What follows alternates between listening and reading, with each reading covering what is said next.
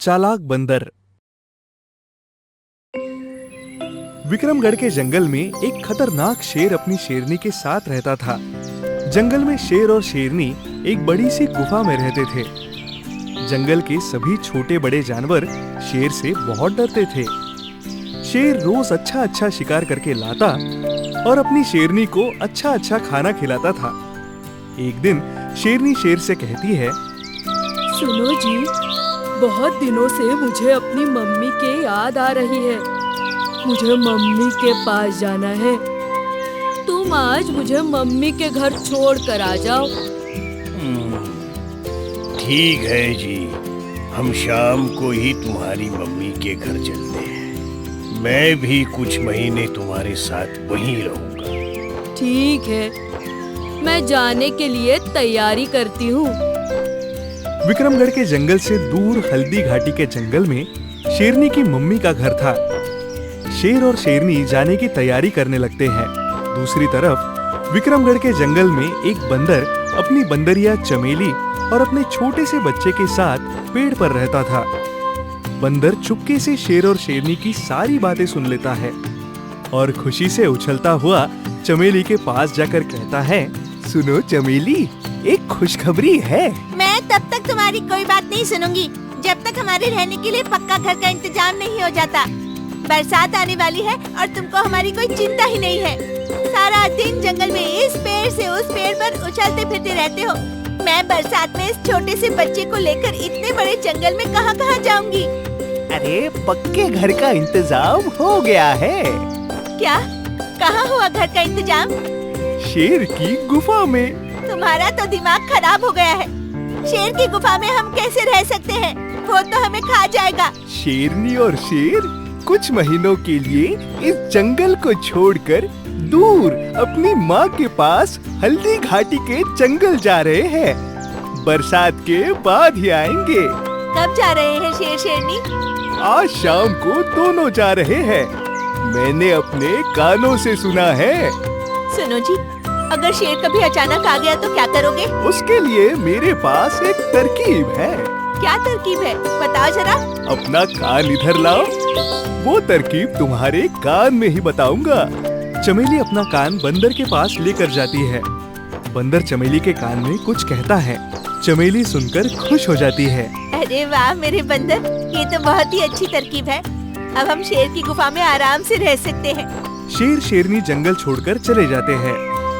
बंदर शेर की गुफा में रहना शुरू कर देता है।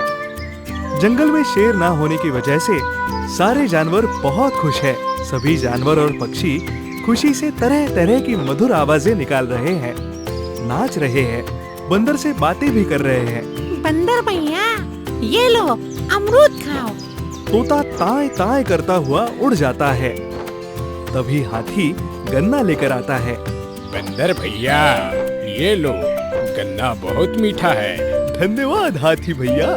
हाथी चिंगाड़ता हुआ चला जाता है। ये लो बंदर भैया, आपके और बच्चे के लिए लाल लाल गाजर। बंदर भाई, आपको बहुत अच्छा घर मिला है। धन्यवाद गधे भैया। इसी तरह से दिन गुजरते जाते हैं। बंदर का परिवार शेर की गुफा में मजे से रहने लगता है। कभी कभी बारिश होती है। चमेली और उसका बच्चा बहुत मस्ती करते हैं। सुनो जी, मुझे बहुत डर लग रहा है। क्यों?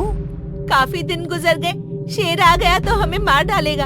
बारिश भी खत्म होने वाली है। चिंता की कोई बात नहीं है चमेली, मैं हूँ ना।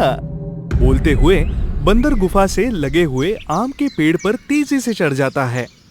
कुछ और समय बीत जाने के बाद एक रात जंगल में बहुत जोर से तूफानी बारिश होती है। बंदर, चमेली और उनका बच्चा गुफा में बारिश के बंद होने का इंतजार करते हैं। जंगल के सभी जानवर, पंछी अपने अपने घोंसलों में बारिश से बचने के लिए छिपकर बैठते हैं और बीच बीच में आसमान में बिजली कड़कती है। तो बंदर का बच्चा डर से माँ से चिपट जाता है। सुनो जी, बच्चे को बहुत डर लग रहा है। लाओ, बच्चे को मुझे दे दो, मैं इसे सुला देता हूँ। बंदर बच्चे को अपनी गोदी में लेकर सुलाने लगता है। किसी तरह से रात गुजर जाती है। सुबह होती है। बारिश रुक गई है। सभी पशु पक्षी अपने अपने घोंसलों से निकलकर पंख फड़फड़ाते हैं। तभी अचानक एक कौवा जोर जोर से चिल्लाता हुआ जंगल में इधर से उधर सबको सावधान करता हुआ उड़ रहा था। वो कह रहा था, आओ आओ सावधान, शेर जंगल की तरफ आ रहा है, मैंने अपनी आंखों से देखा है, सावधान, शेर आ रहा है, आओ आओ। चमेली कौवे की बात सुनकर घबरा जाती है और बंदर से बोलती है, सुनो जी, शेर जंगल में आने वाला है, अब हम कहाँ जाएंगे? कुछ तो करना पड़ेगा, यहाँ तो शेर सबको खा जाएगा। कुछ करने की जरूरत नहीं है, मैं हूँ ना। जब शेर यहाँ आएगा तो तुम वही तरकीब करना जो मैंने तुम्हें कान में बताई थी। ठीक है जी, मैं वैसा ही करूँगी। हाँ, फिर शेर अपने आप यहाँ से चला जाएगा। बाकी जानवर भी इधर से उधर भाग रहे थे। शेर के आने की खबर सुनकर पूरे जंगल में खलबली मची हुई थी। सब इधर उधर छुपने की कोशिश कर रहे थे। तभी जंगल में शेर के दहाड़ने की जोर से आवाज आती है। जंगल में सन्नाटा हो जाता है। जंगल एकदम शांत हो जाता है। शेर दहाड़ता हुआ अपनी गुफा की ओर जा रहा था। सभी जानवर छुप छुप कर शेर को देख रहे थे। बंदर परिवार के साथ शेर की गुफा के अंदर ही था। शेर जैसे ही अपनी गुफा के पास पहुंचता है, तभी गुफा में से चमेली के चिल्लाने की आवाज आने लगती है और उसके बच्चे की रोने की आवाज। सुनो जी, जल्दी से बच्चे के लिए शेर का मांस लेकर आओ, बच्चा भूखा है, आज बच्चे को शेर का मांस ही खाना है। ठीक है, अभी लेकर आता हूँ। बस यूं गया और यूं शेर का कान पकड़कर यूं लाया। अरे जल्दी से शेर का मांस लेकर आओ ना। इधर शेर दोनों की बातें सुनकर घबरा जाता है। मन ही मन सोचता है, पता नहीं ये कौन सा खतरनाक जानवर है जिसका बच्चा शेर का मांस खाता है। तो ये लोग क्या खाते होंगे? नहीं, मैं गुफा में जाकर अपनी जान नहीं दूंगा, यहाँ मेरी जान को खतरा है। शेर तेजी से जंगल से बाहर की ओर भागने लगता है। सभी जानवर हंसते हैं। क्या हुआ महाराज, अभी अभी आए और अभी चल दिए? बस ऐसे ही कुछ काम याद आ गया था। सभी जानवर जोर से हंसते हैं। जैसे ही शेर जंगल से बाहर पहुंचता है, उसे चालाक लोमड़ी मिलती है। लोमड़ी शेर को बंदर की बात बताती है, लेकिन शेर को लोमड़ी की बात पर विश्वास नहीं होता।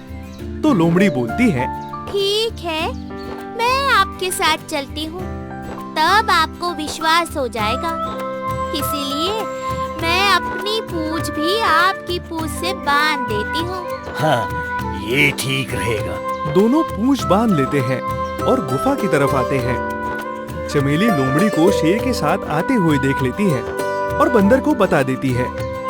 बंदर फिर से वो तरकीब इस्तेमाल करता है।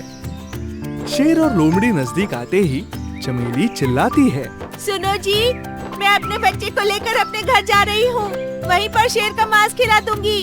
थोड़ा सब्र रखो, मैंने लोमड़ी को भेजा है, वो शेर को बांधकर लाती ही होगी। शेर बंदर की बात सुनकर लोमड़ी को गुस्से में देखता है। धोखेबाज लोमड़ी, मुझे मारना चाहती है, तू इस खतरनाक जानवर से मिली हुई है। और शेर पूंछ बांधे हुए ही लोमड़ी को घसीटता हुआ जान बचाकर भागता है। नहीं महाराज, ऐसा कुछ नहीं है, ये बंदर बहुत चालबाज है। रुको रुको, मैं सच कह रही हूँ, रुकिए। इस तरह बंदर की चालाकी से शेर हमेशा के लिए जंगल से बाहर चला जाता है और जंगल में फिर से सभी जानवर खुशी से नाचते गाते हैं। बंदर, चमेली और बच्चा खुशी से शेर की गुफा में रहते हैं।